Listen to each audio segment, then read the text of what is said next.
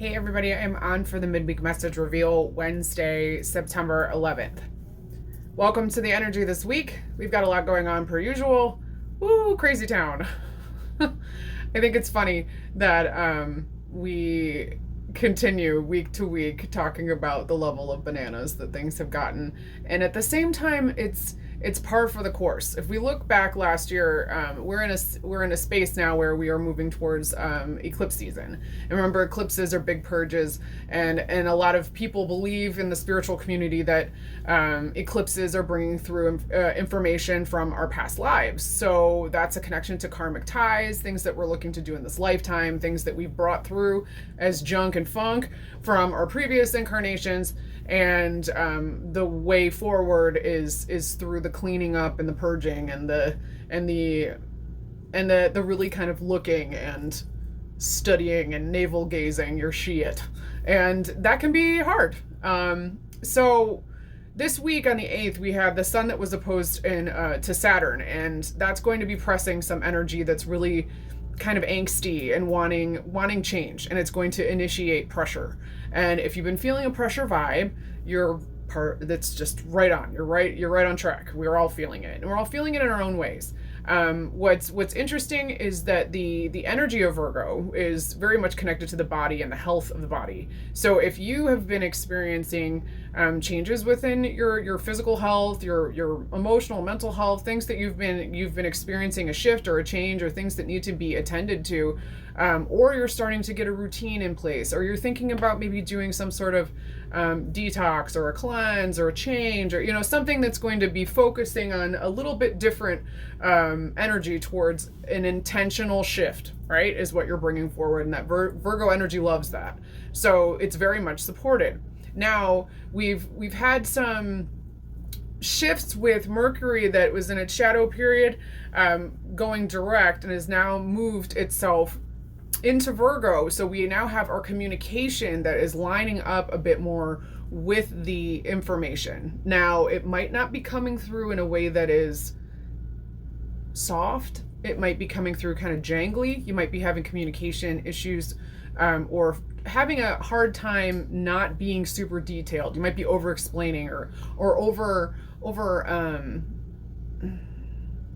maybe just talking a lot as well, and maybe not having the ability to take in as much of the information as you're putting out. So that's going to ask you a little bit here at the energy. Slow it down a little bit, make sure that you're focusing and that you're giving the attention to the person that you're having the interaction with, which is going to make things a lot easier, because the energy is really wanting us to clean things up. So the cleanup vibe is pretty strong.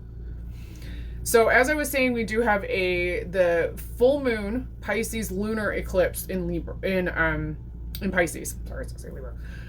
And when that is occurring is somewhere between the 17th, 18th, depending on where it is that you are located.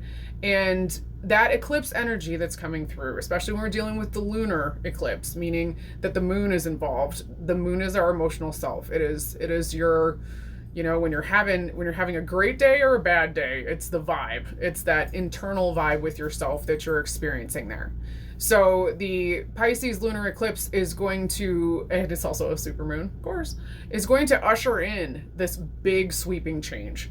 And it's kind of unpredictable energy. You're not really sure where it's going to go. But my advice is always to slow it down. Take stock of what's going on. Really feel your feelings and try not to assign a story to it. And I think that those rules of moving forward allow you a little bit of breathing room, because it can feel very emotional. It can feel very forced. It can feel very pushed. So that is what's going on astrologically coming up here. And it affects all of us in different ways. And, I think some of it too is that you might not be experiencing some of this intensely yourself, but you might be in a family member, your partner, or somebody who's really close to you could be experiencing this too. So have a little bit of compassion for yourself and others as they're working through some heavy stuff that, is meant to get us to another level of understanding ourselves and being our fullest selves more. All right. So I'm going to jump into the channeling here and the messages this week. Just a little plug. Would love to work with you. Please reach out at my website, fill out a contact form, send me an email, send me a DM, message me, whatever, and we can talk about options. I have lots of really cool stuff that I'm excited to work on with you, so feel free to reach out and we can get that going. All right, so let's go ahead and get ourselves centered a little bit so we can get into the energy. And I was working with some palm stones, just trying to find some different things for us to choose from. And again, I love the feedback. So please tell me, if you are drawn to something, or I like hearing about why you chose what you chose, if you can figure that out. All right. So I'm going to start with 1.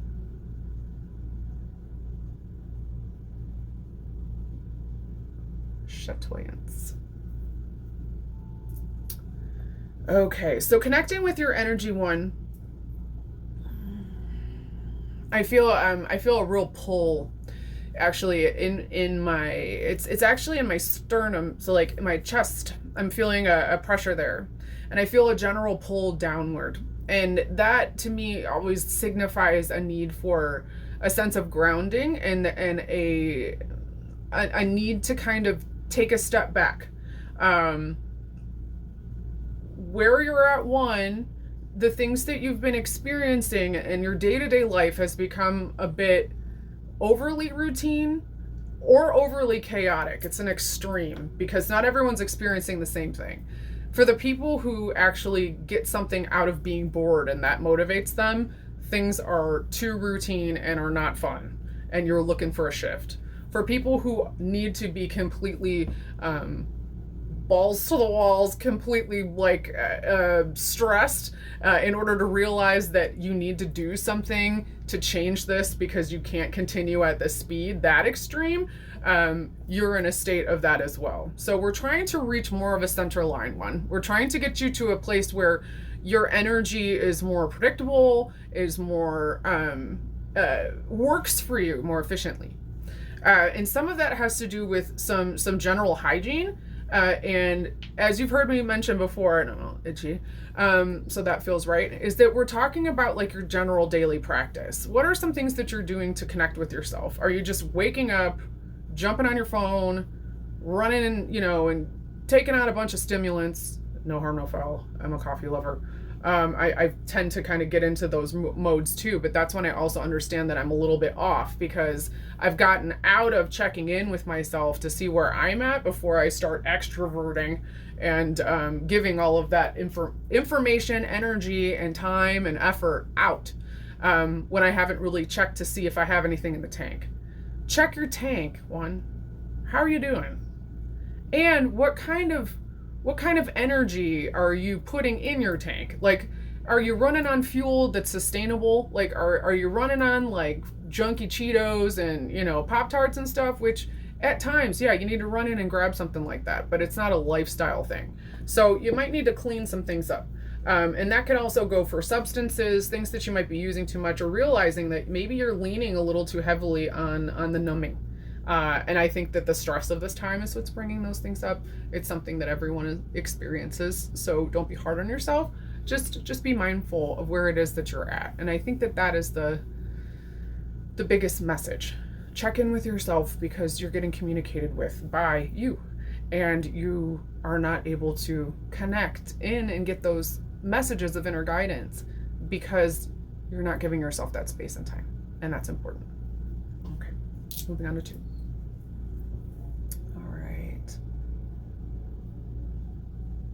If you chose 2,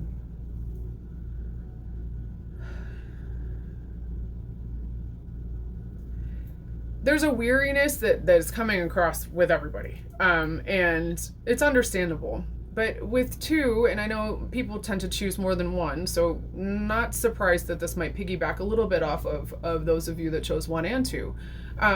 But you're feeling a bit drained in the sense of having the ability to make the connections in a social way that you used to. It's not, you're kind of off with the people that you're interacting with. You used to be more in step with this group. You used to have more of a feeling of safety, that you could kind of share your feelings and emotions and feel vulnerable in front of them without concerning yourself with any sort of retaliation or manipulation, or it being held over your head, or it being judged or commented on. And something has shifted with you where you're desiring to have more of a connection with yourself internally. You're desiring more of a connection to your essence because you feel like you're a bit off from who it is that you really are.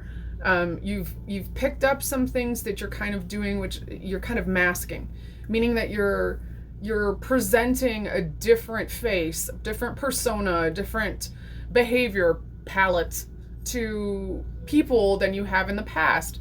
And that shift is it's kind of painful, because you know you're doing it now. You're catching yourself not reacting in a authentic way, or reacting in a sense that is pacifying or people pleasing to the other person or the other party or the other group. And when those things occur, we really we have to watch, because we kind of abandon ourselves. Similar to one, not checking in means you don't know where you're at. So when you're trying to expel, X. I'm hearing a lot X, like the EX prefix. Like it's something that is coming from you, and you're moving it from yourself to others. Like it's something that is it's a frenetic energy that comes from you to others, and it is not being received in the same way. And the energy that you're giving out and the sort of vibe that you're showing others isn't consistent either. So you might be feeling a little bit weird because those other people might be catching on that. It surrounds a conversation that needs to be had that's difficult. You're not really sure how to have this conversation. You're not really sure how to talk about these things. And I think a lot of people are experiencing that feeling of insecurity and that feeling of, I don't really know what to do, and I don't really know how to articulate it. I do feel that this will clear up for you too within the next week or so, and is culminating to bring you to a point where you start to place some boundaries, where you start to check in with yourself and you start to practice a level of discernment that you haven't been able to accomplish before. So just watch yourself when you're expressing. Watch yourself and really give yourself a moment and take a breath. You don't have to respond so quickly. You don't have to show that you're on it. You don't have to prove anything to anybody. But what you do have to do is take care of yourself, and that's something that is difficult for you at the moment, but it doesn't have to be. Give yourself the compassion that you're seeking. Give yourself the compassion that you're giving others in the space that you're holding for others as well. Okay? That's important. Okay, so 3. Moving on to 3.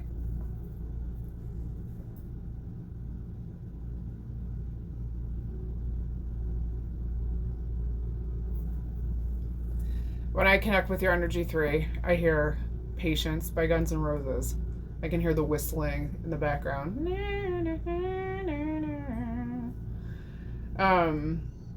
It's a time for you where the things that you're wanting to move forward on, you've been kind of jerked around on, right? There's some things that you've wanted to put in place. There's some things that you thought you would be kicking and moving and shaking by this point, and it doesn't seem to be happening. Don't lose faith yet, okay? First off, that's the first message. Some of the delay and some of the stall is part of the time period that you're in. Remember, you're not the only piece on the chessboard. You're not the only pawn. There's a lot of things that need to occur, and there are other people who are involved in the resolution of these things, the culmination of these things, the tying up of the loose ends that is kind of causing the delays. I feel that what will happen is that you will start to see more movement, especially once we get closer to the end of next week, to the end of the month. Once the energy of the eclipse, and we've gotten past a lot of the solar flare situation we're dealing with now. That's another thing I didn't mention, is that solar flares are really intense. And that brings up a lot of, it kind of affects us in a energetic way, which we feel in a physical sense because we're trying to mitigate the space between. Don't give up hope and allow yourself to make the most of this downtime. It doesn't feel totally like downtime. I don't mean to downplay it. But this space that you're in that feels kind of like an incubator of time where you're not really sure when the other end of this tunnel is going to open up and you'll be able to walk through. It's almost like you're in a holding pattern, right? You're in a space where you're just waiting to move from one space to another. The waiting room energy will shift. There is a lot that you can do to clean up a lot of the funk that you're feeling around what has gone down and the time spent, the worrying and the stressing, or the getting yourself worked up and then the letdown, or the stop and start, or the arguments that are around things that have occurred, and the things that you've maybe thought about yourself, some limiting beliefs about how things have gone and that you've put that on you. This is a time to clean that stuff up. So let this time frame, while things are starting to resolve, while things are starting to tie themselves up and get to a place where they can actually be neatly taken care of and moved on, so you can get redirected to the path that you're meant to continue on, right? You're kind of in this holding pattern. That will relieve itself. You just have to kind of be in a space of trust. And I know that that is a hard thing to grasp onto, especially when you're frustrated, and especially when you're feeling as if nothing's going to come to pass. Can you find space and joy in the present moment? Can you find respite and calm in the right now? Can you be right here?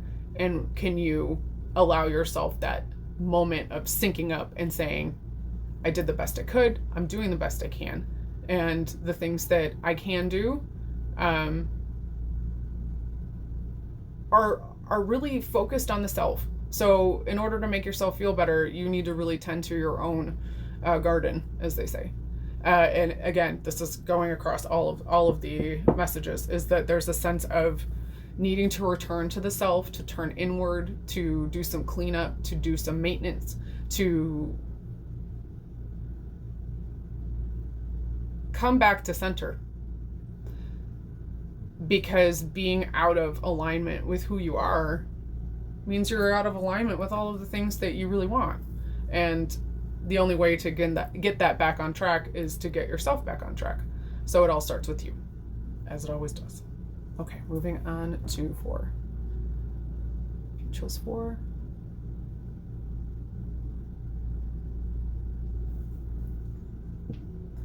You're in a state of contrast right now.